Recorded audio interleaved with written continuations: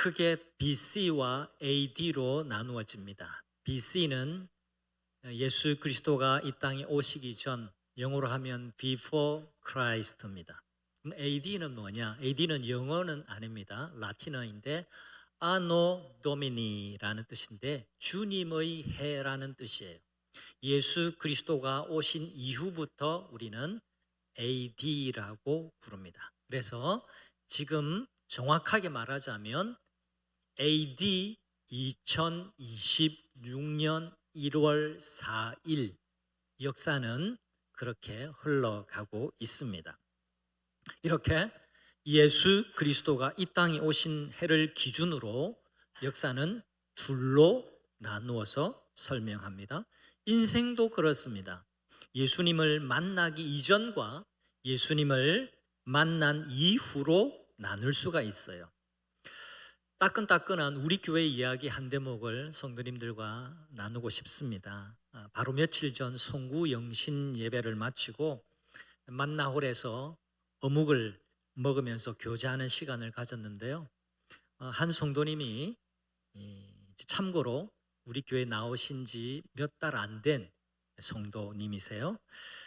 몇 개월 안 된 40대 중반의 젊은 분인데 어묵을 드시면서 저를 만나서 또 새 인사를 나누었습니다.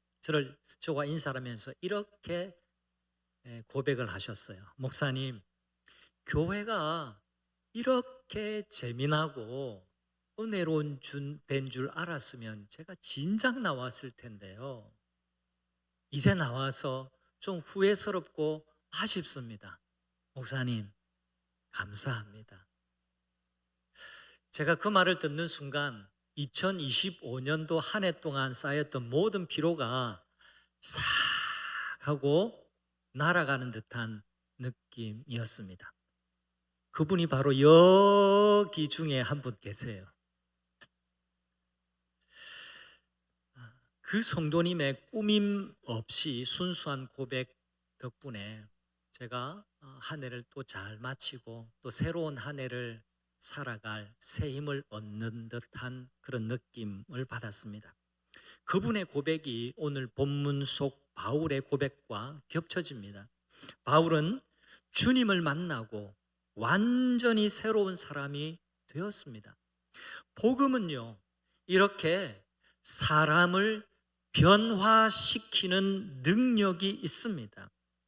오늘은 디모데 전서 1장에서 우리 주의 은혜가 무엇인지를 함께 살펴보려고 합니다. 특별히 오늘 말씀 중 14절 말씀, 우리 주의 은혜가 넘치도록 풍성하였도다라는 말씀에 주목해 보시기를 바랍니다. 먼저 바울은 주의 은혜를 받기 이전의 자신의 과거를 이렇게 고백했습니다. 12절 나와 있어요. 내가 전에는 영적으로 말하자면 영적인 BC, Before Christ, 내 인생의 Before Christ였던 내가 전에는 비방자요, 박해자요, 폭행자였으나 라고 말합니다. 이게 바로 은혜 이전의 바울의 모습이었던 거죠. 바울은 교회의 적이었습니다. 스데반이 최초의 순교자 스데반이 돌에 맞아 순교할 당시에 돌 던지던 사람들의 옷을 맡아두던 그런 사람이 바로 바울이었습니다. 그는 그리스도인들을 색출해내서 감옥에 넘겼습니다. 심지어 저 멀리 다메섹까지 출장을 갈 정도로 예수 믿는 사람을 핍박하는 일에 열정적이었습니다. 그러나 여러분 아셔야 합니다. 중요한 것은 내가 열심히 사느냐, 열정을 가지고 사느냐, 그게 아니라 내 인생의 방향이에요. 여러분, 방향이 틀렸는데 열심히 살면 살수록 그 인생은 망가질 수밖에 없고 손해일 수밖에 없습니다. 주 예수님께서 다메섹 도상에서 강렬한 빛으로 나타나셔서 이렇게 바울 이전의 사울에게 말씀해 주셨어요. 사울아, 사울아, 내가 어찌하여 나를 핍박하느냐.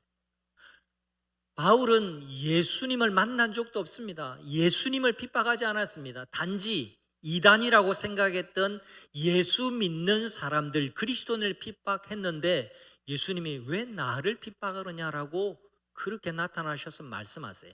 그리고 중요한 한마디를 더 하시는데, 가시채를 뒷발질 하기가 내게 고생이니라.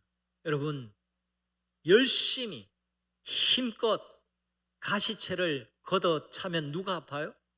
내가 아픕니다. 내게 상처가 납니다. 가시채를 차면 찰수록 내 발에 피가 날 수밖에 없어요. 돌무더기가 있는데 힘껏 그 돌무더기를 걷어 차면 누가 아파요? 내가 아픕니다. 내 발등이 깨지는 거죠. 열심의 방향이 하나님의 뜻과는 어긋날 때 어떤 일이 일어나는지를 잘 보여주는 주님의 말씀입니다. 이것이 바울의 그 이전의 모습, 바울 인생의 BC였습니다. 그런데 다메섹 도상에서 예수님을 만나고 난 다음에 바울은 13절에서 이렇게 고백합니다. 오늘 말씀입니다. 도리어 긍휼을 입은 것은 내가 비방자요 박해자요 폭행자였는데 이제 도리어 긍휼을 입은 것은 내가 믿지 아니할 때에 알지 못하고 행하였음이라. 여러분, 이 말은 내가 몰랐으니까 나 그때 몰라서 그랬어 하고 핑계대는 말이 아니라, 내가 이렇게도 비방자요 박해자요 폭행자였음에도 불구하고, 이렇게 자격이 없는데도 불구하고 하나님께서는 나를 불쌍히 여겨주시고 새로운 인생의 AD가 시작되도록 이끌어 주셨다라는 고백이에요. 바울의 고백은 여기서 멈추지 않습니다. 오늘 중요한 핵심 구절 14절 말씀을 함께 읽겠습니다. 우리 주의 은혜가 그리스도 예수 안에 있는 믿음과 사랑과 함께 넘치도록 풍성하였도다. 아멘. 여기 넘치도록 풍성하였도다라는 말에 주목해 보십시오. 여기 가만히 잔에 물이 가득 들어있는 이 상태는 물이 움직이지 않습니다. 정적인 상태예요. 근데 넘치도록 풍성하였도다, 이 말은 이 잔에 가득 물이 채워져 있다, 이 뜻이 아니라, 상상해 보세요. 여러분, 물줄기가 쏟아지는 폭포수 밑에 이 컵을 갖다 놓는 거예요. 그러면 이 컵에 물이 어떻게 됩니까? 콸콸콸콸콸콸콸콸 흘러 넘치게 되는 거죠. 이게 바로 넘치도록 풍성했다. 뭐가요? 믿음과 사랑과 함께 우리 주의 은혜가 흘러 넘쳐서 풍성하게 했다라는 겁니다. 비가 엄청나게 내리는 장마 때면 저는 문득 이런 생각이 들어요. 여러분들께서도 이런 생각이 드는지 제 이야기를 들으시고 한번 여러분 생각을 한번 떠올려 보시기를 바랍니다. 여러분, 비가 억수같이 내리는 날 장마 때면요, 산 기슭에서도 물이 콸콸 쏟아지고 도로에도 물이 넘쳐납니다. 하수구에서도 물이 역류할 때가 있어요. 차를 몰고 가면 차 도로에 물이 많이 고여 있어서 막 차바퀴에 잠기게 되고 막 물이 건너편 도로까지 튀어서 넘어가게 되고, 그런 일들을 우리가 겪게 되잖아요. 여러분, 온통 흙탕물이에요. 여러분, 반송천, 온천천은 물론이고 모든 시냇가나 강물도 온통 탁한 흙탕물이고 온갖 찌꺼기들이 다 흘러갑니다. 여러분, 강물도 속을 알 수 없는 흙탕물로 변합니다. 그런데 말입니다, 지금부터 대답하셔야 됩니다. 마음속으로, 이 흙탕물 온갖 찌꺼기들이 어디로 흘러가나요? 어디로 갑니까? 증발되나요? 다 바다로 갑니다. 우리 바다 가깝잖아요. 다 바다로 가요. 근데 여러분, 이 장마가 다 끝나서 바다 가보면 여전히 바다는 바다예요. 맑아요. 그 흙탕물이 다 어디로 갔는지 눈을 씻고 봐도 없어요. 여러분, 이게 바로 넘치도록 풍성했다라는 그 이미지예요. 여러분, 모든 것이 바다로 흘러들어가지만 바다는 다 받아냅니다. 바다가 너무 커서, 너무 풍성해서 어떤 오염도 다 정화하는 거예요. 여러분, 그 비결이 뭐예요? 이 모든 흙탕물이 흘러가도 이 흙탕물이 깨끗해지는 그 비결은, 답은 바다 때문에 그렇습니다. 바다라는 말에 모든 해답이 다 담겨 있습니다. 찬송가 302장을 오늘 설교 후에 함께 찬송하고 싶은데요, 찬송가 302장을 소개해드리면 이렇습니다. 내 주 하나님 넓고 큰 은혜는 저 큰 바다보다 깊다. 너 곧 닷줄을 끌러 깊은 데로 저 한가운데 가보라. 저 한가운데 바다로 가보라. 언덕을 떠나서 창파에 뱉띄워 내 주 예수 은혜의 바다를 내 마음껏 저어가라. 내 주 예수 은혜의 바다로 내 마음껏 저어가라. 그러면 4절 한 번 더 볼까요? 자 곧 가거라. 이제 곧 가거라. 저 큰 은혜 바다 향해. 자 곧 내 노를 저 깊은 데로 가라. 망망한 바다로 언덕을 떠나서 창파에 뱉띄워 내 주 예수 은혜의 바다로 내 마음껏 저어가라. 은혜의 바다로 마음껏 저어가는 여러분들 되시기를 주님의 이름으로 축복합니다.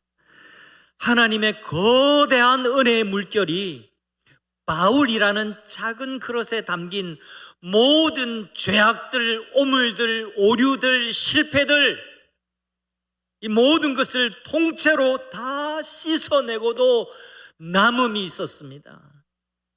로마서 5장 20절 말씀처럼 죄가 더한 곳에 은혜가 더욱 넘쳤습니다.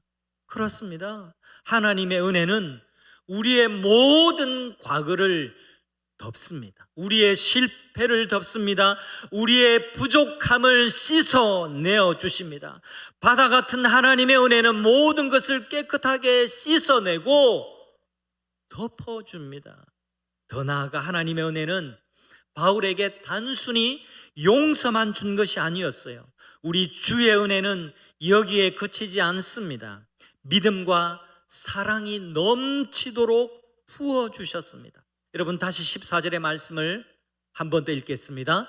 우리 주의 은혜가 그리스도 예수 안에 있는 믿음과 사랑과 함께 넘치도록 풍성하였도다. 기적 중에 기적이 뭔지 아세요? 기적 중에 기적은요, 사람이 변하는 겁니다.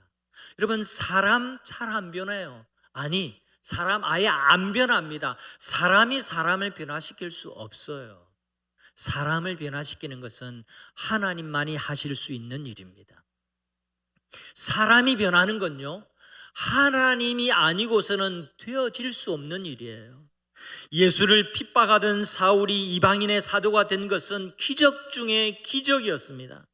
40대 중반의 다 큰 어른, 그것도 남자분인데 복음을 이제 듣고 예수를 만나서 신앙생활이 이렇게 재미있고 이렇게 은혜로운 줄 몰랐다고 고백하게 된 건요, 이건 기적 중에 기적이라고 믿습니다.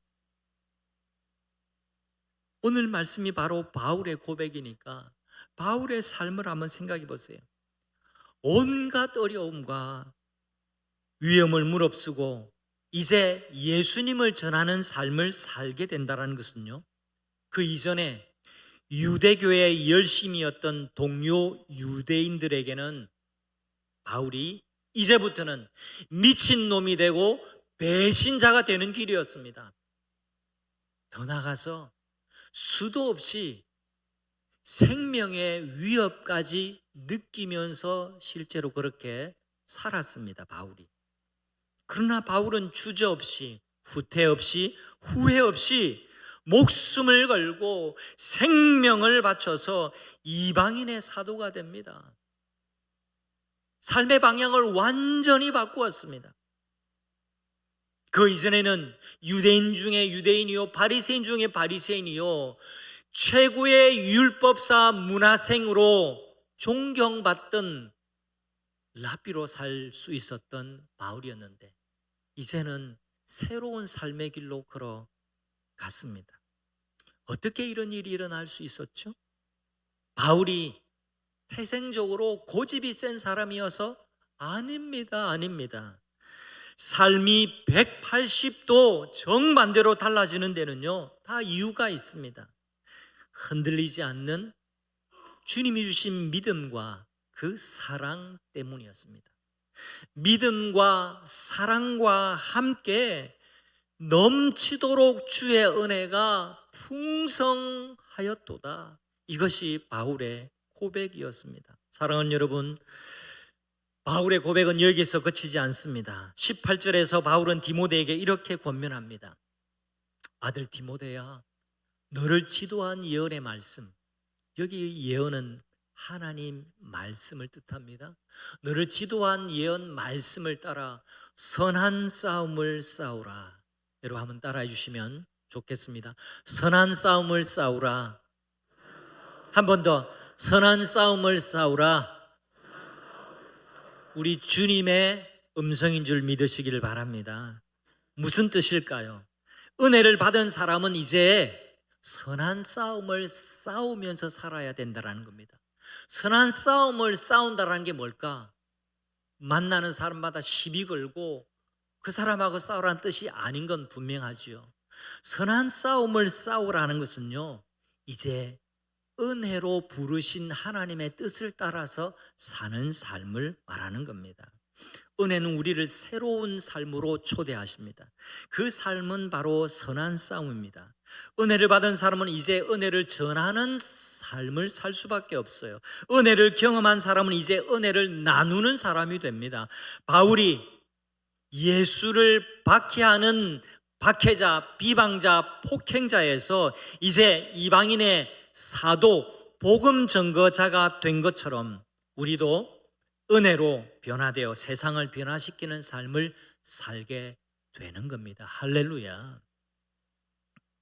여러분, 선한 싸움을 싸운다라는 것은요, 이제 우리에게 주신 사명이에요. 선한 싸움을 싸운다라는 것은 뭐냐? 내가 이전에는, 다시 말합니다, BC와 AD가 있었는데 이전에는 내가 예수님 만나기 전에 BC였어요. 세상의 가치 체계를 따라서, 세상의 가르침을 따라서, 내 정욕과 내 욕심을 따라서 살았던 나였습니다. 그런데 이제 우리 주의 은혜가 내게 부어짐으로 말미암아서 내가 그 이전의 BC의 삶을 살 수 없는 거예요. 이제는 선한 싸움을 싸우면서 사는 겁니다. 선한 싸움이 뭡니까? 이전의 세상의 가치 체계를 따라서 사는 것이 아니라 이제 하늘의 시민권자로서 하늘의 소망을 두고 사는 겁니다. 세상 사람들이 사는 삶의 방식을 따라 살지 않는 겁니다. 나를 위해서 살지 않는 겁니다. 이 세상의 행복, 나 이기심을 채우기 위해 살지 않는 겁니다. 더 가치 있는 삶의 목표가 있다는 것을 믿고 하늘의 상급을 쌓아가면서 사는 겁니다. 영혼을 구원하면서 사는 겁니다. 하나님을 기쁘시게 하면서 사는 겁니다. 영원한 상급을 바라보고 사는 겁니다. 그게 선한 싸움이에요.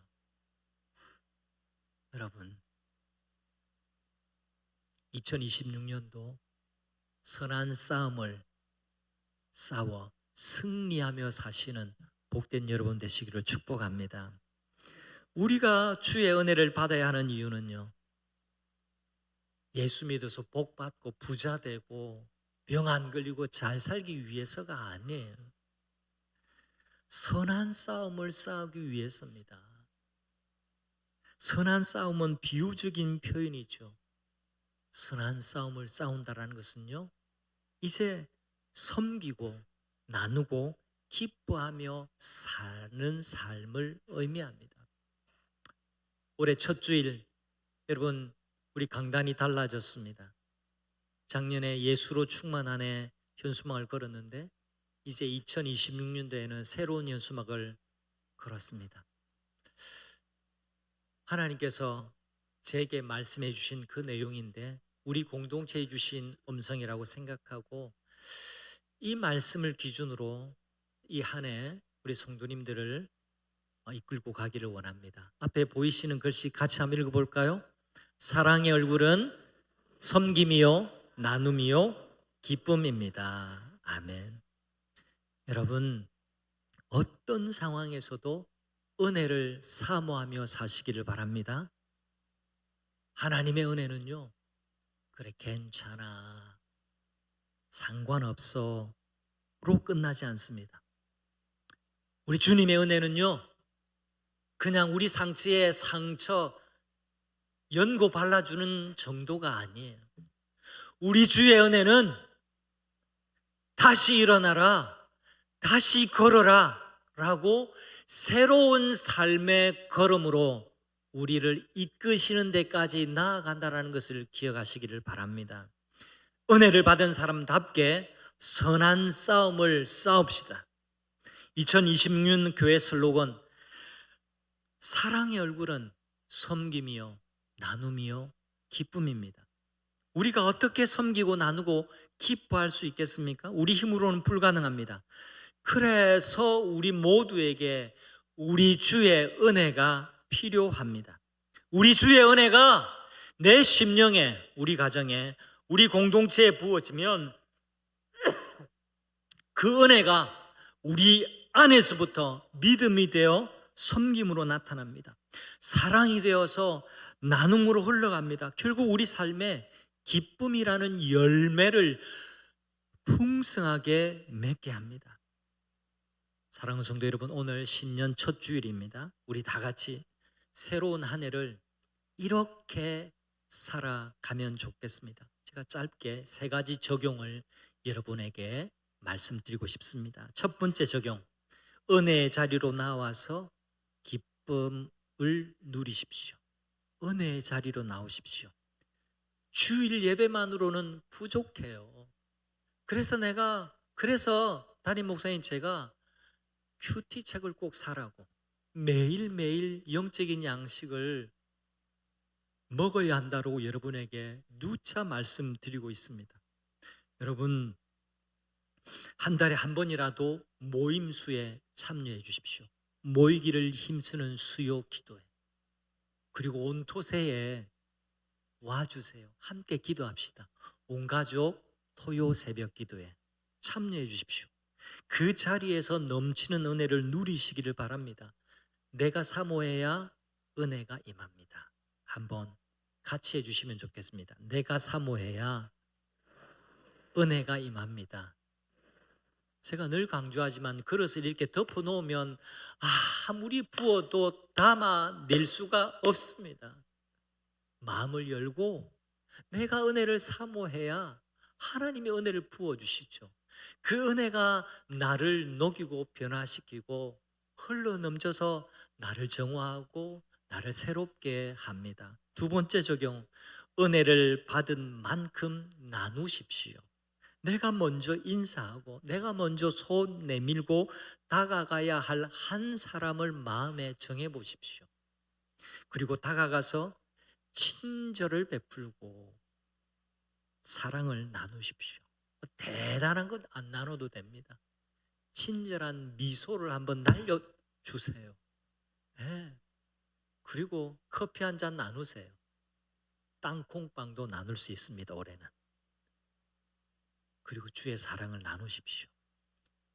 사랑은 나눌수록 커집니다. 이게 영적인 비결이에요. 영적인 법칙입니다.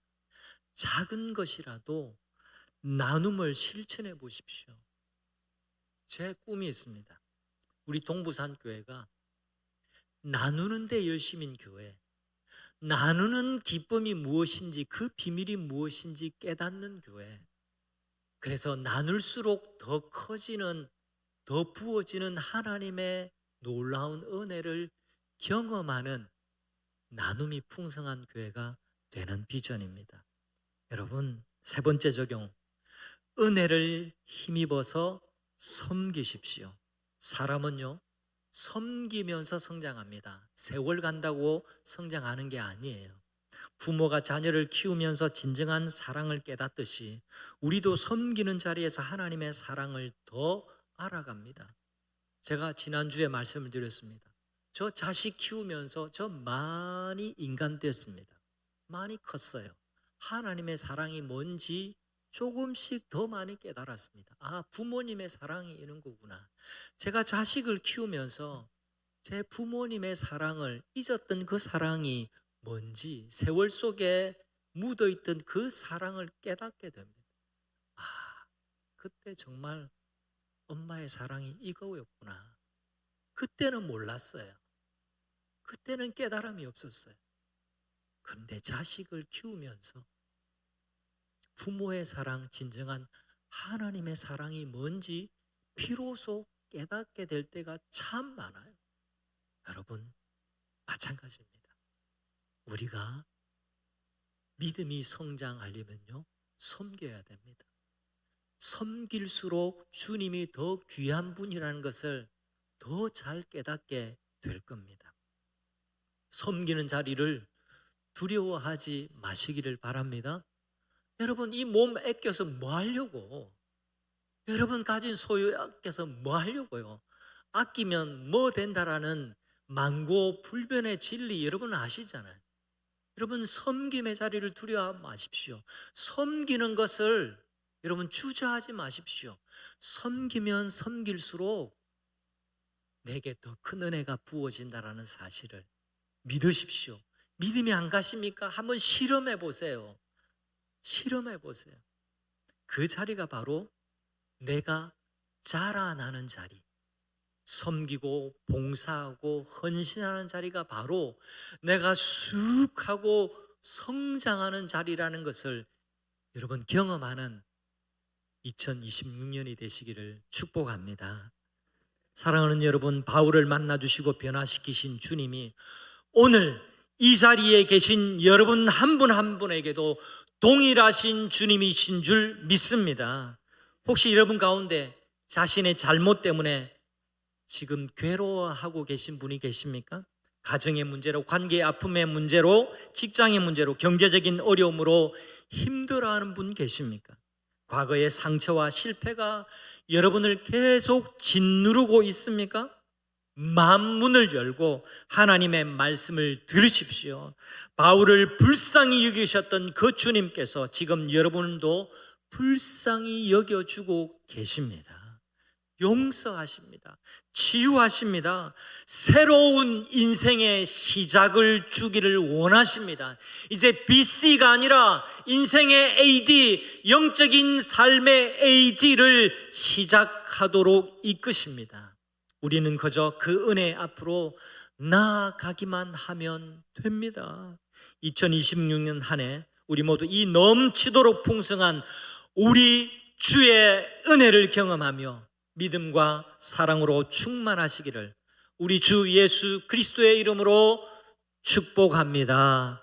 아멘. 우리 함께 찬송가 302장 힘껏 이 가사를 생각